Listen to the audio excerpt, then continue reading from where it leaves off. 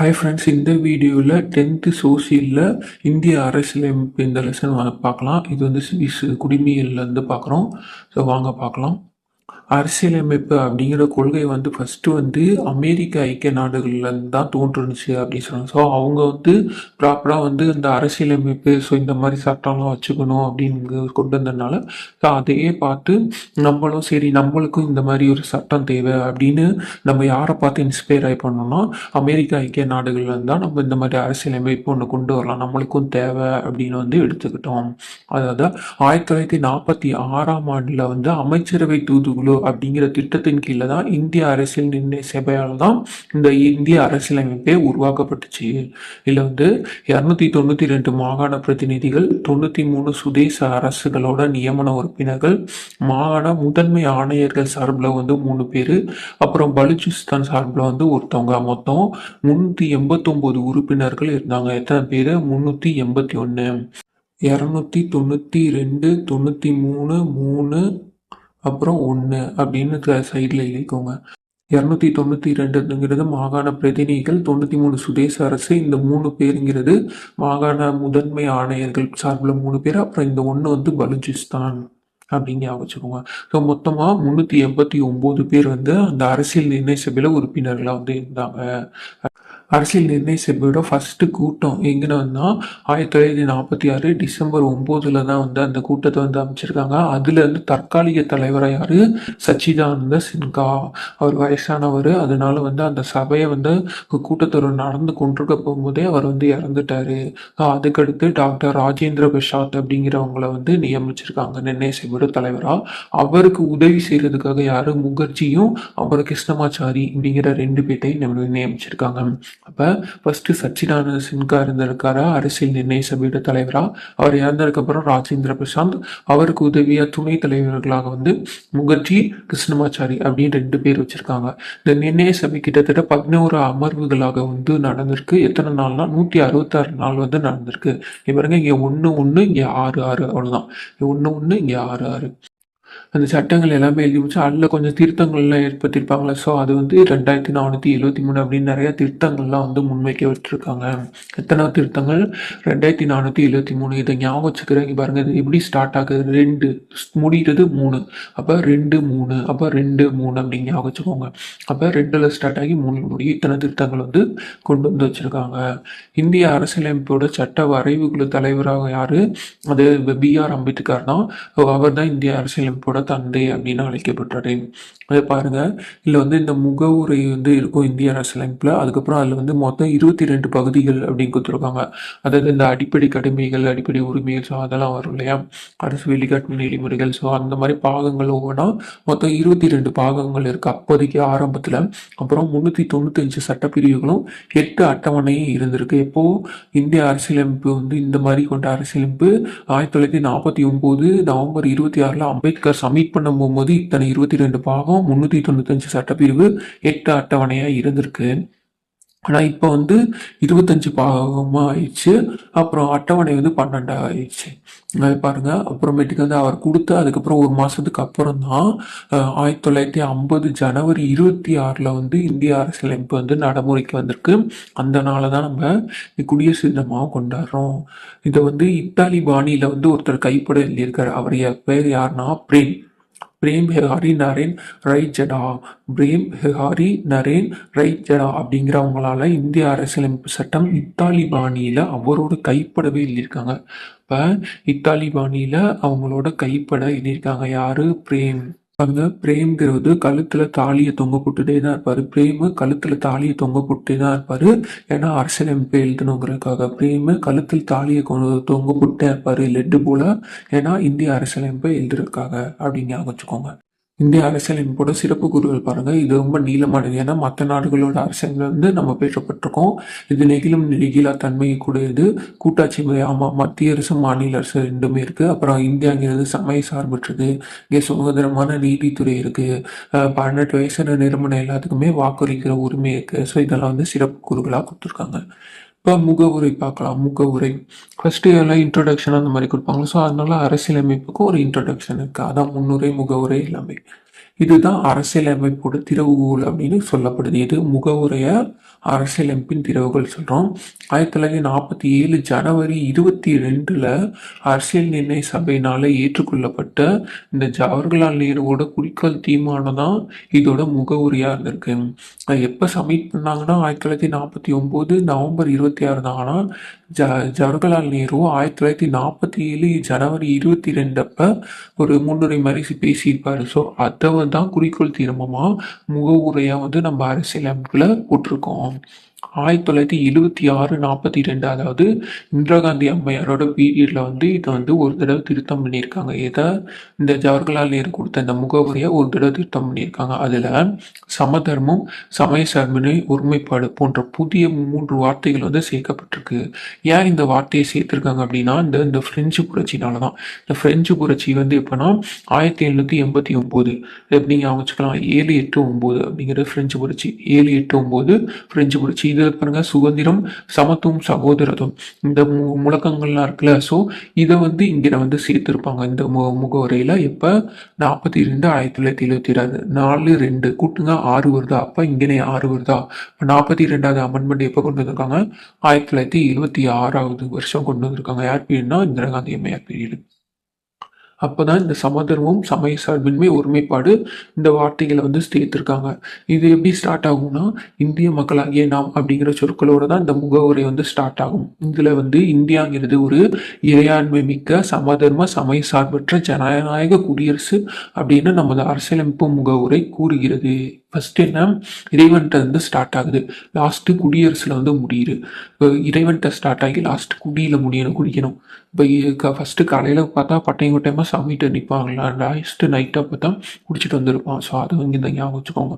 இப்போ ஃபர்ஸ்ட் இறையாண்மை, லாஸ்ட்டாக குடியரசு வந்துடும். இப்போ இறையாண்மை, சமதர்மம் சமய சார்பற்ற ஜனநாயக குடியரசு, ஜனநாயக குடியரசு. ஃபர்ஸ்ட் இறையாண்மை வரும், அப்புறம் ஜனநாயக குடியரசு.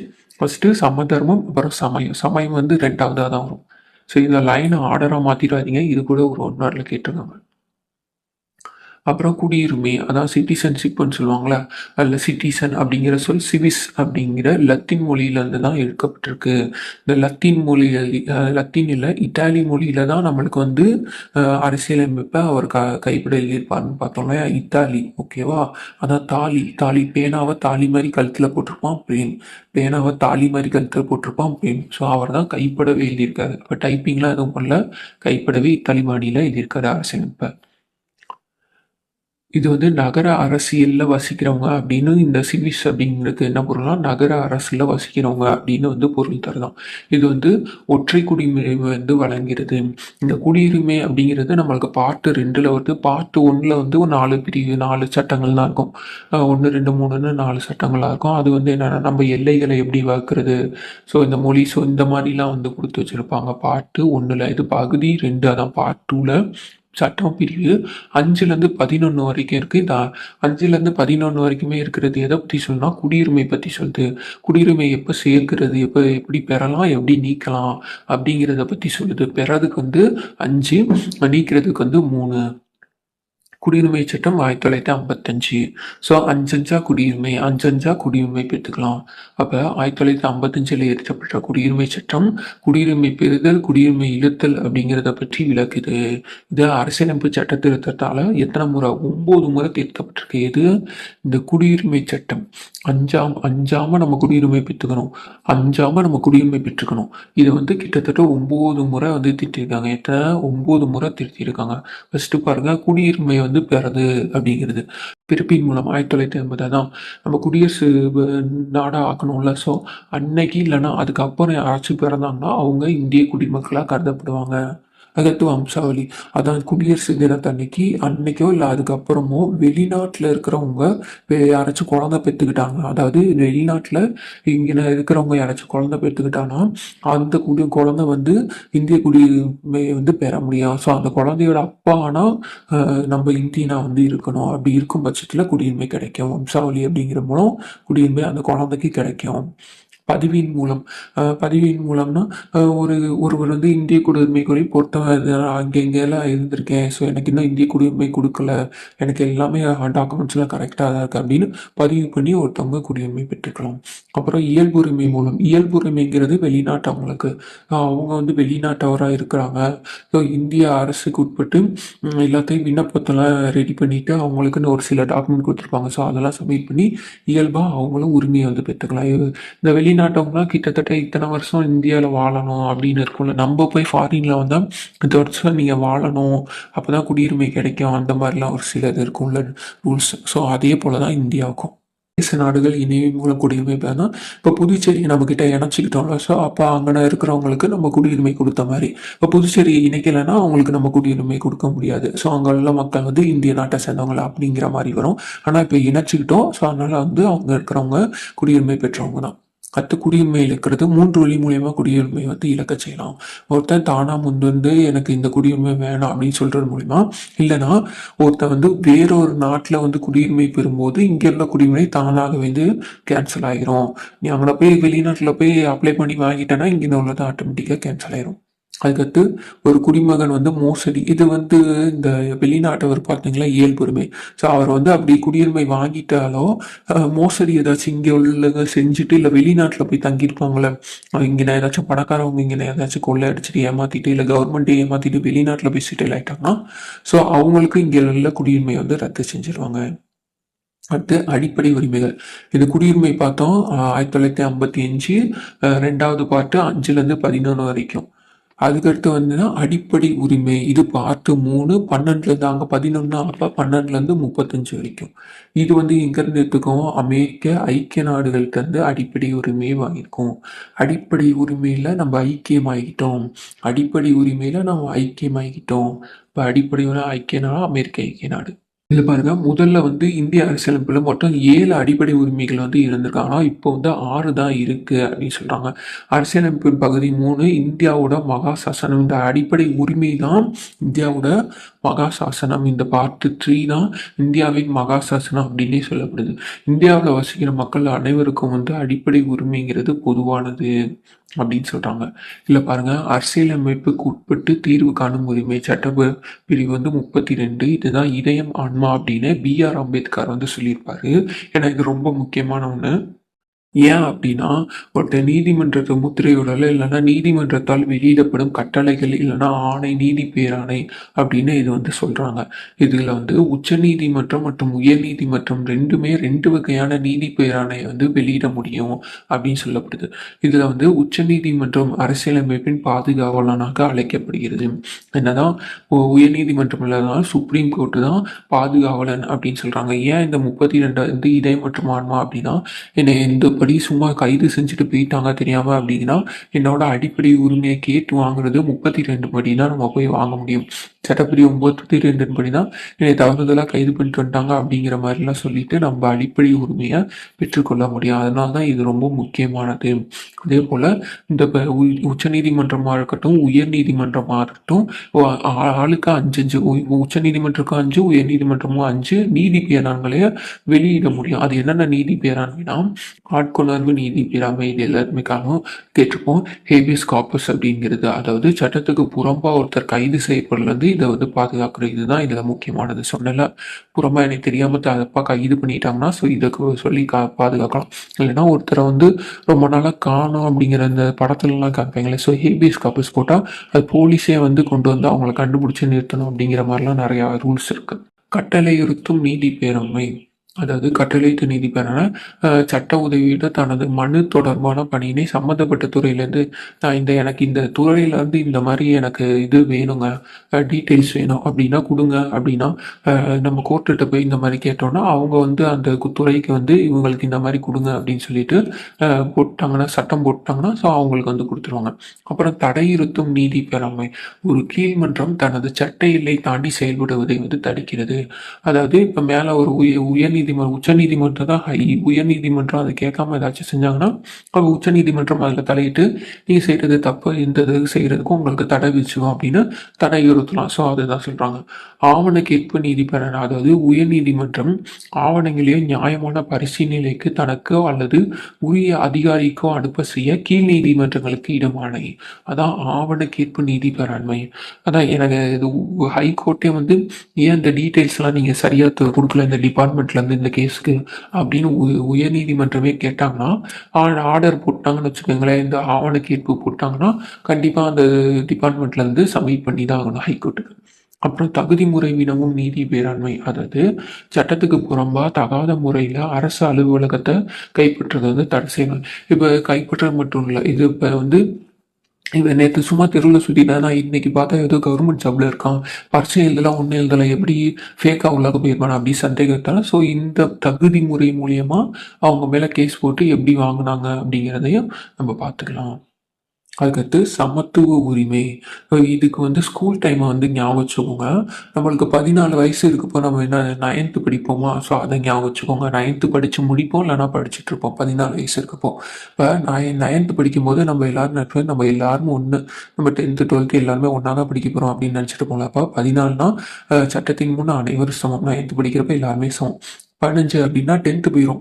10th போயிட்டு நம்மளுக்கு நம்ம பப்ளிக் எக்ஸாம் எழுதுறதுனால நம்ம கேஸ்ட் இதெல்லாம் நம்மளை வந்து கேட்டு ஒரு தடவை கன்ஃபார்ம் பண்ணிக்கிறவங்க. உங்கள் வீட்டில் ஜாதி சான்றிதழ் இருக்கும்போ அதை போய் பார்த்துட்டு வா, 10th வந்து கொடுக்கணும். அந்த எக்ஸாமுக்கு முன்னாடி நம்ம நேமெல்லாம் கரெக்டாக இருக்கா அப்படிங்கிறதெல்லாம் பார்த்துட்டு வர சொல்லுவாங்க. டேட் ஆஃப் பர்த்து அதெல்லாம் பார்த்து கொடுக்கணும், அதனால நீ போய் பார்த்துட்டு வா அப்படின்னு சொல்லுவாங்களே. அதான் மனம், மதம், இனம், ஜாதி, பாலினம் இந்த பிறப்பின் அடிப்படையில் பாகுபடுவதை வந்து தடை செய்து 15. இப்போ 15ல் 10th படிக்கும் போது தான் நம்மளுக்கு இந்த ஜாதி என்ன எல்லாமே நம்மளுக்கு அப்போ தான் தெரிய வரும். அதுக்கப்புறம் 16 வயசுலனா நம்ம அப்போ தான் பொது வேலை வாய்ப்புகள் 10th முடிச்சிருவோமா, 10th முடிச்சு அந்த குரூப் 4 எக்ஸாம்லாம் எழுதலாம்னு சொல்லுவாங்களே. ஸோ அதான் 16 வயசுலனா நம்ம இந்த பொது வேலை வாய்ப்புகள்லாம் நம்மளுக்கு வாய்ப்பு அளிக்கிறாங்க. அப்புறம் 17 வயசு ஆச்சு தீண்டாமையை ஒழிக்கணும், 17 வயசு ஆச்சு தீண்டாமையை ஒழிக்கணும் அப்படி. 17 வயசாச்சு வேலை எங்கேயாச்சும் வேலைக்கு போனால் யாராச்சும் அடிமையாக தீண்டாமை மாதிரி நடத்துனாங்கன்னா நம்ம அதை தட்டி கேட்குற நம்மளுக்கு உரிமை இருக்குது. அப்புறம் 18 வயசாச்சு அப்படின்னா இராணுவம் மற்றும் கல்விசார் பட்டங்களை தவிர மற்ற பட்டங்களை வந்து நீக்குதல். 18 வயசாச்சுன்னா நம்ம இராணுவத்திலையும் சேர்ந்துக்கலாம், எல்லா பட்டமும் நம்மளுக்கு கிடைச்சிரும். 18 வயசாச்சுன்னா அப்போ 12th HSCங்கிற ஒரு இது வந்துடும்ல, நம்மளுக்கு பட்டம் கிடைச்சிரும். HSC 12th முடிச்சிருக்கான், 12th கிரேடு முடிச்சிருக்கான் அப்படின்னு நம்மளுக்கு ஒரு பட்டம் கிடைச்சிடும். ஸோ அதை வந்து ஞாபகம் வச்சுக்கோங்க. இதுதான் சமத்துவ உரிமை. ஸோ 9th 10th அதுக்கப்புறம் 10th முடிச்சதுக்கப்புறம் 16 வயசுல, அதான் 14 வயசுல 9th, 15 வயசுல 10th, 16 வயசுல வேலை வாய்ப்பு, 17 வயசுல தீண்டாமையை ஒழிக்கணும், 18 வயசுல நம்மளுக்கு ஒரு பட்டம் கிடைச்சிரும். அப்புறம் சுதந்திர உரிமை. இதை பாருங்க, பிரிவு 19 சுதந்திர உரிமை. இது காலேஜ் வந்து ஞாபகம் வச்சுக்கோங்க. College first year, second year, இது தேர்ட் இயர், அது ஃபோர்த் இயர். காலேஜ் ஃபர்ஸ்ட் இயர்னு வச்சுக்கோங்க.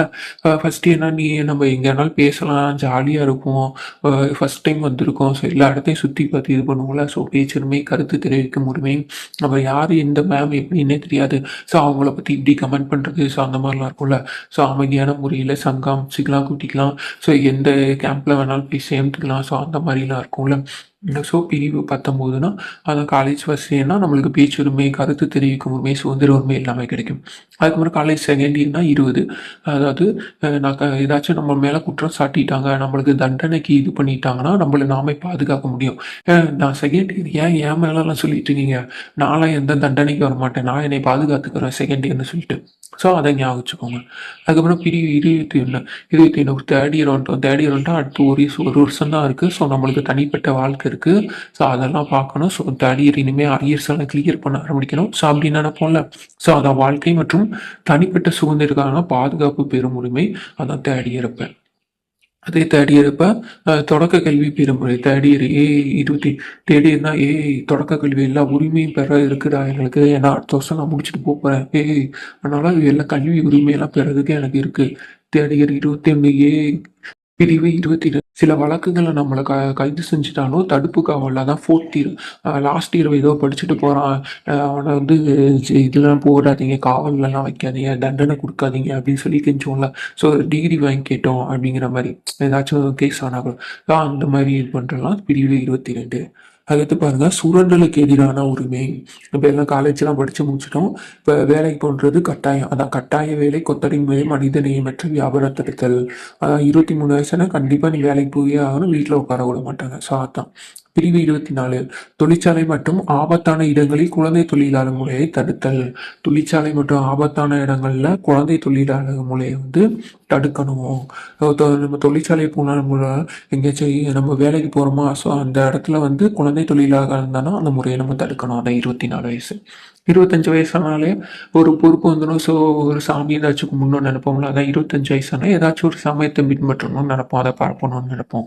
அதுக்கப்புறம் 26 அந்த 25 வயசு ஒரு வருஷம் அந்த சமய தொடர்பாக ஏதாச்சும் இருந்துட்டோம்னா அப்புறம் அந்த பொறுப்புகளை சாமிக்கு இதெல்லாம் செய்யணும் அதெல்லாம் செய்யணும்னு நிர்வகிக்கிறோம்ல, ஸோ அந்த உரிமை.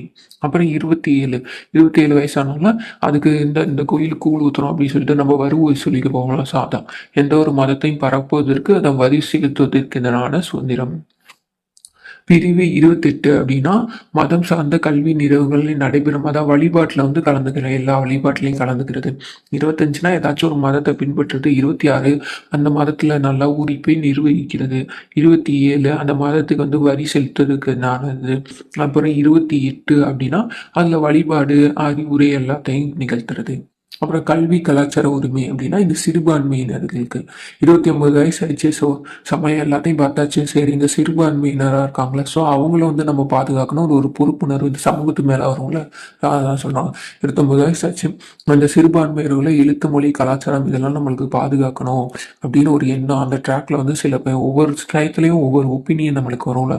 ஸோ அதான் பிரிவு 30 சிறுபான்மையினோட கல்வி நிறுவனங்களை நிர்வகிக்கிற உரிமை. ஸோ ஃபஸ்ட்டு அவங்கள பாதுகாக்கணும், அவங்க கலாச்சாரம் எழுத்து ஸோ இதெல்லாம் பாதுகாக்கணும். 30 வயசானதுக்கப்புறம் சரி அவங்களுக்குன்னு ஒரு சிறுபான்மைக்கான கல்வி அந்த நிறுவனங்களை நிறுவி அதை நிர்வகிக்கணும் அப்படிங்கிறதுலாம் வரும். அப்புறம் இதுதான் பார்த்தோம்னா அரசியலுக்கு விட்டு தீர்வு காணும் முறை 32 அப்படிங்கிற இதுதான் இறை மற்றும் ஆன்மான்னு சொல்றாரு அம்பேத்கர் அப்படின்னு இதெல்லாம் பார்த்தோம்ல. இதுதான் இந்த சட்ட பிரிவு. இங்க பாருங்க, இதுல வந்து சொத்துரிமை அப்படிங்கிறத நீக்கிருப்பாங்க. அதான் அதான் அதான் இங்க என்ன கொடுத்துருக்காங்களா, அதாவது 7 இருந்துச்சு. 7 அடிப்படை உரிமையில 6 தான் இருக்கு. ஒரு உரிமையை நீக்கிட்டாங்க. அந்த நீக்கினதுன்னா சொத்துரிமை, சொத்துங்கிறது அடிப்படை உரிமை கிடையாது அப்படின்னு சொல்லிட்டு அதை நீக்கிட்டாங்க. பாருங்க 1978 44வது அரசியலமைப்பு. அப்ப 4 கூட்டினா 8, அப்ப 1978. இப்போ 44வது அரசியலமைப்பு சட்டத்திட்டம் எந்த ஆண்டு? 1978. அந்த சட்டத்திட்டத்தின்படி பிரிவு 31A சொத்துரிமை வந்து நீக்கப்பட்டது. அதான் 32 தான் இருக்கு. பிரிவு 32 தான் இருக்கு. 31 காணும். 30 இருக்கு, 32 இருக்கு. 31 சொத்துரிமை நீக்கி இங்கேருந்து எங்க 12வது இதுல தூக்கி வச்சுட்டாங்க. 12வது பகுதிக்கு போயிடுச்சு. 12வது பகுதியில பிரிவு 300Aவின் கீழே ஒரு சட்ட உரிமையா வந்து வச்சிருக்காங்க. இது வந்து அடிப்படை உரிமை இல்லை, அது ஒரு சட்ட உரிமை தான் அப்படின்னு சொல்லி வச்சிருக்காங்க. அடிப்படை உரிமைகளை நிறுத்தி வைக்கிறது. அதாவது அவசர நிலை பிரகடனம், அதாவது குடியரசுத் தலைவரால் தான் அவசர நிலை வந்து அறிவிக்கப்படும். அது அறிவிக்கப்படும் போது நம்மளோட அடிப்படை உரிமையை வந்து நிறுத்தி வச்சிருவாங்க. ஆனால் எல்லா அடிப்படை உரிமையும் நிறுத்த மாட்டாங்க. இந்த 19னா என்ன செஞ்சா காலேஜ் ஃபர்ஸ்ட் இயர்னு சொல்லணுமா, காலேஜ் ஃபர்ஸ்ட் இயர்னா பேச்சுரிமை, கருத்து தெரிவிக்கிற உரிமை, சங்கங்கள் அமைக்கிறது, தொழில் செய்யும் உரிமை. ஸோ இந்த பேச்சுரிமை கருத்துரிமையை தான் வந்து நிறுத்தி வைப்பாங்க. ஏன்னா அவசர நிலையின் போது ஏன்னா அப்போ வந்து இந்த போர்க்காலமாக இருக்கும். ஸோ சிலதெல்லாம் இப்படி தான் செய்யணும் அப்படின்னு அரசே ரூல் போட்டிருக்கோம். என்னப்பா இப்படிலாம் செய்ய சொல்கிறாங்க, சில பேத்துக்கு அது கரெக்டாக தோணும், சில பேத்துக்கு அது தப்பாக தோணும். ஸோ அதனால் அப்போ நீங்கள் எந்த கருத்தும் கவர்மெண்ட் பற்றி தெரிவிக்கக்கூடாது. ஸோ அதனால தான் இந்த பேச்சுரிமை கருத்துரிமை இதெல்லாம் வந்து அப்போதை ஸ்டாப் பண்ணிடுவாங்க. ஆனால் இந்த 21 22 ஸோ இதெல்லாம் வந்து ஸ்டாப் பண்ண மாட்டாங்க. அப்போ அந்த அவசர நிலை பிரகடனத்தின் போது குடியரசுத் தலைவரால் 19 மட்டும்தான் ஸ்டாப் பண்ண முடியும் அப்படின்னு சொல்லியிருக்காங்க. இப்போ 352 தான் அவசர நிலை பிரகடனம். அரசு நெறியீட்டு கோட்பாடுகள் இந்திய அரசியல் சட்டம் பகுதி 4 இது வரைக்கும். பகுதி 3 பார்த்தா அடிப்படை உரிமைகள், அது என்ன 12லேருந்து 35 வரைக்கும் பார்த்தோமா. ஸோ இது வந்து அதுக்கடுத்து 36லேருந்து 51 வரைக்கும் பகுதி 4. இந்த வழிகாட்டும் நெறிமுறைகளுக்கான தனியாக எந்த ஒரு வகைப்பாட்டையும் வந்து கொண்டிருக்கல. இது வந்து 3 பெரும் பிரிவுகளாக இருக்கு. அதாவது சமதர்மம், காந்தி மற்றும் தாளாள அறிவு சார்ந்தவை அப்படின்னு இந்த அரசு நெறியீட்டும் கோட்பாடுகளை வந்து சொல்றாங்க. ஒரு இது வந்து ஒரு நாட்டை நிர்வகிக்க அவசியமானது. சமுதாய நலனை மக்களுக்கு தருவதுதான் இதோட நோக்கம். இது வந்து ஒரு புதுமையான சிறப்பம்சம் அப்படின்னு B.R. அம்பேத்கர் சொல்லியிருக்காரு. இதை அரசு நெறித்தும் கோட்பாடுகள் இது புதுமையான சிறப்பம்சம் அப்படி சொல்லியிருக்காரு.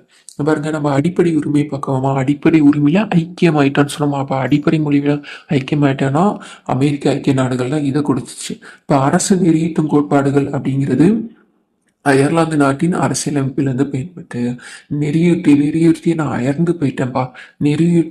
அரசுக்கு நெறியுறுத்திய நான் அயர்ந்து போயிட்டேன்ப்பா. அப்ப அரசு நெறியுறுத்தும் கோட்பாடுகள்லாம் அயர்லாந்து நாட்டோட அரசியலமைப்பிலிருந்து எடுக்கப்பட்டது. இந்த அரசாங்கத்தால் கூட இந்த உரிமையை சுருக்கவும் நீக்கவும் முடியாது. அதான் அடிப்படை உரிமைகளை நீக்க முடியாது. அரசு நெறியுறுத்தும் கோட்பாக அரசுக்கு இது வந்து வெறும் அட்வைஸ் மாதிரி தான். இந்த மாதிரி பண்ணுங்க, அந்த மாதிரி பண்ணுங்க அப்படின்னு அர்த்தம். அரசுக்கு நெறியுறுத்தும் கோட்பாடுகள் அறிவுறுத்தலுக்கு மட்டும்தான். இந்த நீதிமன்ற சட்டத்தால் செயற்படுத்த முடியும். அதான் அந்த அமெண்ட்மெண்ட்லாம் பார்த்தோம்ல, அது ஆர்டிக்கல் வந்து 32 படி அதை சொல்றாங்க. இது எந்த நீதிமன்றத்தாலும் கட்டாயப்படுத்த முடியாது இந்த கோட்பாடுகளை அப்படின்னு. இது வந்து சட்ட ஒப்புதல் வந்து பெற்றவை. இது தார்மீக மற்றும் அரசியல் ஒப்புதலை வந்து பெற்றது. இது ஜனநாயகத்தை வந்து வலியுறுத்துக்கு பயன்படுது. இந்த சமுதாய மற்றும் பொருளாதார ஜனநாயகத்துக்கு வந்து உறுதி அளிக்குது. இப்போ 2002 வந்து 86வது சட்ட திருத்தம் கொண்டு வந்திருக்காங்க. அதன்படி பிரிவு 45 திருத்தப்பட்டு பிரிவு 21A கீழே தொடக்க கல்வி அடிப்படை உரிமைகள் சேர்க்கப்பட்டது. பிரிவு 21A எங்க பார்த்தோம்? ஸோ இங்க பார்த்தோமா? அப்ப பிரிவு 21Aங்கிறது தொடக்க கல்வி பெறும் உரிமை. ஸோ அதை தான் இங்க கொடுத்துருக்காங்க. 21A கீழ் தொடக்க கல்வி அடிப்படை உரிமைகள் சேர்க்கப்பட்டது. மாநில அரசுகள் முன்பருவ மழலைய கல்வி, அதாவது 6 வயசுக்குள்ள குழந்தைங்களுக்கு ஆயிடுச்சுனாலே கண்டிப்பா கட்டாய கல்வி வேணும் அப்படின்னு கொண்டு வந்தாங்க. ஆனா யார் பீரியட்ல கொண்டு வந்தாங்க? 2002 அது அப்துல் கலாமோட பீரியட் தான். ஸோ அந்த பீரியட்ல தான் இந்த கட்டாய கல்விங்கிறத கொண்டு வந்தாங்க. பாருங்க, அடிப்படை கடமைகள். இந்திய அரசியலமைப்புல அடிப்படை கடமைகள் அப்படின்னா முன்னாள் சோவியத் யூனியன், அதாவது ரஷ்யாவில இருந்து தான் நம்ம எடுத்து இதை வந்து சேர்த்திருக்கோம். அப்ப கடமையில கரெக்டா இருப்பாங்கன்னா ரஷ்யாக்காரங்க, கடமையில வந்து கரெக்டா இருப்பாங்க ரஷ்யாக்காரங்க அப்படின்னு வச்சுக்கோங்க. இப்ப 1976 அது வந்து இந்திரா காந்தி அம்மையார் பீரியட். ஸோ அந்த ஆண்டு வந்து அமைக்கப்பட்ட சர்தார் ஸ்வரன் சிங் அப்படிங்கிற கமிட்டி வந்து அமைச்சு சட்ட திருத்தம் செஞ்சு பரிந்துரைக்கிறாங்க. அதன்படி 1977 42வது அரசியலமைப்பு சட்டத்தின்படி குடிமக்கள் சில பொறுப்புகளை வந்து சேர்க்கிறாங்க. ஸோ அதுதான் இந்த அடிப்படை கடமைகள் அப்படின்னு சொல்லப்படுது. அரசியலமைப்பின் பகுதி 4, இது 4 தான் அரசு நெறியுறுத்தும் கோட்பாடுகளா 36ல இருந்து 51 இருக்கு. அப்ப இதை வந்து அது கீழே 4Aன்னு வச்சிடலாம். அது அரசுக்கு நெறியுறுத்துது, இது மக்களுக்கு நெறியுறுத்துறதுனால அது 4 கீழே 4A அப்படின்னு வச்சுக்காங்க. இது வந்து 51 வரைக்கும் இருக்கா. ஸோ அப்ப அந்த 4Aனா இது 51Aன்னு நம்ம போட்டுக்கலாம் ஒரு பிரிவு வச்சு அப்படின்னு. கிட்டத்தட்ட 11 அடிப்படை கடமைகளை வந்து கொடுத்துருக்காங்க. பாருங்க, ஃபர்ஸ்ட் வந்து 1வது கடமை என்னன்னா தேசிய கொடி மற்றும் தேசிய கீதம் இதெல்லாம் வந்து நம்ம மதிக்கணும். 2வது கடமை என்னன்னா சுதந்திர போராட்டத்துக்கு தூண்டுகளாக உள்ள நோக்கங்கள், அந்த வீரர்கள் ஸோ அவங்க எதனால இப்படிலாம் பண்ணாங்க, ஸோ அதெல்லாம் நம்ம போற்றி வளர்க்கணும். அப்புறம் இறையாண்மை, ஒற்றுமை, ஒருமைப்பாடு இதெல்லாம் பேணி பாதுகாக்கணும். இது 3. 4வது என்ன? பாதுகாப்புக்கு தேவைப்படும் தேச பணியாற்ற தயாராக இருக்க. 4 திசையில இருந்து யாராச்சும் எதிரிங்க வந்தாலும் அந்த தேச பணியாற்ற ராணுவத்துல சேரணுமா போய் சேர்ந்துட்டு பணியாற்ற தயாரா இருக்கணும். 5 பெண்கள் வந்து அஞ்சாம இருக்கணும். அதான் பெண்கள் வந்து கண்ணியத்தை காக்கும் எண்ணங்கள். ஸோ இந்த சகோதரத்துவத்தை வந்து வளர்க்கணும். சமய, மொழி, பிராந்திய இந்த பகுதிகள் சார்ந்து வேறுபாடுகள் மறந்து பெண்களை வந்து தரக்குறைவா நடத்தக்கூடாது. அந்த மாதிரி இதெல்லாம் கணிக்கணும் அப்படின்னு 5 சொல்லுது. 6 என்ன சொல்லுது? கலப்பு கலாச்சாரத்தை மதிக்கணும். கலப்பு கலாச்சாரத்தை மதிக்கணும். கலந்து விடணும். 6 அப்படின்னா 6ல் வந்து எல்லாத்தையும் கலந்து விடுவாங்கல்ல, எல்லாத்தையும் கலந்து விடுவாங்க. தண்ணி, சாக்கடை தண்ணி. ஸோ அதெல்லாம் ஞாபகம். அப்போ 6னா கலப்பு கலாச்சாரத்தை மதிக்கணும். So number மாறிடக்கூடாது. ஸோ அதுக்காக தான் இயற்கை சூழலை வந்து பாதுகாக்கணும். இந்த காடு, ஏரி இதெல்லாம் வனவிலங்கு இதெல்லாம் அழிக்காம பாதுகாக்கணும்னா இப்போ 7 பிடிச்சவன் எப்படியாச்சும் இதெல்லாம் அடிச்சிருவான் போல. ஸோ அதை பாதுகாக்கணும் அப்படின்னு ஞாபகம் வச்சுக்கோங்க. அப்புறம் மனிதநேயம் 8. அப்போ 8 மனுஷ வாழ்க்கை போயிடுச்சுக்கோ. ஸோ அதை ஞாபகம் வச்சுக்கோங்க. இப்போ மனித ஆராய்ச்சி, மனப்பான்மை, சீர்திருத்தம் இதெல்லாம் வந்து வளர்க்கணும். வன்முறை கைவிட்டு பொது சொத்தை வந்து பாதுகாக்கணும். இப்போ 9 வன்முறை கைவிட்டு பொது சொத்துக்களை வந்து பாதுகாக்கணும். ஸோ 9ன்னு சொல்கிறோமா? அப்போ 9 அப்போ திருநங்கை அவங்க கிட்ட மேலே நாங்கள் காட்டுற வன்முறைமையை வந்து தவிர்க்கணும். அவங்களுக்கும் சொத்துல வந்து பாதுகாப்பெல்லாம் கொடுக்கணும் அப்படி சொன்னாங்க. அடுத்து 10 தேசத்தின் நிலையான உயர்ந்த முயற்சி மற்றும் சாதனைக்காக உள்ளது. நம்ம நாட்டை பாதுகாக்கிறதுக்காக அதுக்கு சாதனை எல்லாத்தையும் நம்ம பாடுபடணும் அப்படின்னு. அதுக்கடுத்து 11 இப்போ பார்த்தோம்ல 6லேருந்து 14 வரையில குழந்தைகள் அனைவருக்கும் கல்வி பெறுவதை வந்து கொடுக்கணும். 6லேருந்து 14 வயசு இருக்கிற எல்லா குழந்தைகளுக்குமே கல்வி கண்டிப்பாக கொடுக்கணும். 86 அரசியலமைப்பு சட்டத்தின்படி 2002 படி 51A அப்படிங்கிற 11வது அடிப்படை கடமை வந்து அறிமுகப்படுத்தப்பட்டுள்ளது. இந்திய குடிமக்கள் அல்லது பெற்றோர்கள் 6லேருந்து 14 வயசுக்குள்ள குழந்தைகள் கல்வி பெறணும் அப்படின்னு சொல்றாங்க. இப்போ மத்திய மாநில அரசுக்கு இடையில உறவுகள் எப்படி இருக்கு அப்படிங்கிறத சொல்லலாம். இந்திய அரசியலமைப்போட 7வது அட்டவணை 7th அட்டவணை தான் மத்திய மாநில அரசோட உறவுகளை வந்து பற்றி சொல்லுது, அதிகார பகிர்வை பற்றி சொல்லுது, அவங்களுக்கு இடையில எப்படி ரிலேஷன்ஸ் அதிகாரத்தெல்லாம் எப்படி பகிர்ந்துக்கிறாங்க அப்படின்னு 7வது அட்டவணை. 7வது அட்டவணை அப்போ மத்திய மாநிலம் வந்தாலே ஒரு 7.5 பிடிச்ச வேலை, அவங்களுக்கு இடையில பிரச்சனை எப்போதுமே இருந்துகிட்டே இருக்கும் அப்படிங்க வச்சுக்கோங்க. இதில் பார்த்தீங்கன்னா நடுவண் பட்டியல், மாநில பட்டியல், பொதுப்பட்டியல் அப்படின்னு 3 பட்டியல். இதில் வந்து நடுவண் பட்டியலில் வந்து 97 துறைகள் இருந்திருக்கு. அதான் 97 துறைகள் மேலே அவங்களுக்கு அதிகாரம் வந்து இருந்திருக்கு. அப்புறம் 66ங்கிறது மாநிலத்துக்கு, பொதுப்பட்டியலுங்கிறது 47 துறைகள் மேலே அவங்களுக்கு அதிகாரம் இருக்குது அப்படின்னு சொல்லப்படுது. அப்போ நடுவண் அரசுக்கு சொந்தமான பட்டியலில் சட்டமியற்றும் அதிகாரத்தை யார், நாடாளுமன்றம் தான் வச்சுருக்கு. இப்போ நடுவண் அரசிட்ட வந்து ஃபஸ்ட்டு ஸ்டார்டிங்கில் வந்து சொல்லியிருக்காங்க இதெல்லாம் 97 அதுக்கப்புறமேட்டு வந்து 100 ஆயிடுச்சு, 61 மாநில அரசுக்கு ஆயிடுச்சு, இங்கே வந்து 52 ஆயிடுச்சு. நடுவண் அரசு பட்டியலில் மட்டும் 97 நீங்கள் கொடுத்துருக்காங்களா, அதுதான் இப்போ வந்து பார்த்தீங்கன்னா 100ன்னு ஞாபகம் வச்சுக்கோங்க. அதில் எது யார் வந்து அதிகாரம்லாம் இது பண்ணுவாங்கன்னா நாடாளுமன்ற பார்லிமெண்ட்லாம் அதை பார்த்துக்கிறோம். ஸோ அப்போ மாநில அரசுனா அப்போ சட்டமன்றம் பார்த்துக்கிறோம், மாநில சட்டமன்றம். பொதுப்பட்டியல் அப்படின்னு எடுத்துக்கிட்டோம்னா அது ரெண்டுமே நடுவண் அரசும் பார்த்துக்கிறோம், மத்திய அரசும் பார்த்துக்கிறோம், மாநில அரசும் பார்த்துக்கிறோம். அப்போ பொதுப்பட்டியலில் உள்ள துறைகள் கொடுத்து ஏதாச்சும் மத்திய அரசுக்கும் மாநில அரசுக்கும் இல்லை இது இப்படி செய்யணும் அப்படி செய்யணும் பொதுத்துறையில் ஏதாச்சும் இதுவானுச்சுன்னா கடைசியில் சென்ட்ரல் கவர்மெண்ட் எடுக்கிற சட்டம் தான் முடிவு தான் இறுதியானது பொதுத்துறையை பொறுத்த வரைக்கும். இப்போ பாருங்க, இப்போ பார்த்தீங்கன்னா அதிகாரப்பருவில் நடுவண் அரசு கிட்ட பட்டியலில் மொத்தம் 100 துறைகள் இருக்கு. மாநிலத்திட்ட வெறும் 66 தான். 66 இருந்துச்சு, அதை 61 ஆக்கிட்டாங்க. அதுக்கப்புறமேட்டுக்கு வந்து பொதுப்பட்டியல் பார்த்தீங்கன்னா அது 52 இருக்கு. 1976 இந்திரா காந்தி அம்மையார் பீரியடில் மாநில பட்டியலேருந்து 5 துறைகளை பொதுப்பட்டியலுக்கு வந்து பார்த்திருச்சு. அந்த மாநிலத்தில் பொதுப்பட்டியலுக்கு வந்து மாற்றிட்டாங்க. அப்போ பொதுப்பட்டியலில் மாற்றியதுக்கப்புறம் அதில் தான் கல்வி பேச்சு. அது கல்வி போனதுனால இப்போ நம்ம என்ன சொன்னாலும் என்ன சொல்லிட்டாங்க, பொதுப்பட்டியல்னால நடுவண் அரசு என்ன சொல்லிட்டோ அதான் இறுதியானது. அதான் பொதுப்பட்டியலில் கல்வி போனால் இந்த நீட் எக்ஸாமுக்கு அதனால தான் பிரச்சனையாக இருக்குது. ஸோ இதில் பாருங்கள், கல்வி, காடு, எடை, அளவுகள், பறவைகள், வனவிலங்கு பாதுகாப்பு இதெல்லாம் வந்து பொதுப்பட்டியலில் வந்து பேச்சு. உச்ச நீதிமன்றம், உயர் நீதிமன்ற அமைப்புகள் தவிர மற்ற நீதிமன்றங்களோட நீதி நிர்வாகம் கூட இது சென்ட்ரல் கவர்மெண்ட் அந்த பொதுப்பட்டியலில் வந்து பேச்சு. நிர்வாக ஒரு மாநில அரசின் நிர்வாக அதிகாரம் அதோட எல்லைக்குள்ள மட்டும்தான் இருக்கும். நடுவண் அரசும் பித்தக நிர்வாக அதிகாரத்தை வந்து கொண்டிருக்கு அப்படின்னு சொல்லப்படுது. இப்போ நாடாளுமன்றம் தொடர்பான விஷயங்களை சட்டமேற்ற சிறப்பு அதிகாரம், அப்புறம் மாநில அரசு செய்து கொள்கிற உடன்படிக்கை, ஒப்பந்தம் இதுக்கெல்லாம் வந்து அங்கீகாரம் தான் இந்த நிர்வாக உறவுகள். இப்போ நிதி உறவு அப்படின்னு பார்த்தீங்கன்னா நிதினாலும் இந்திய அரசியலமைப்பு சட்டப்பகுதி நிதி எதுலேருந்து வருதுன்னா 12வது பகுதியில் சட்டப்பிரிவு 268லேருந்து 293 268லேருந்து 93 வரைக்கும் 6 8 இங்கே 9 3 6 8 8 வருதா, 6க்கு அடுத்து 6 8 2 வந்து கூட்டியிருக்கோம். அப்போ 6 அதுக்கடுத்து 8 வருது. அங்கே பாருங்க 8க்கு அப்புறம் 9 வருது, அதுக்கப்புறம் 3 வருது.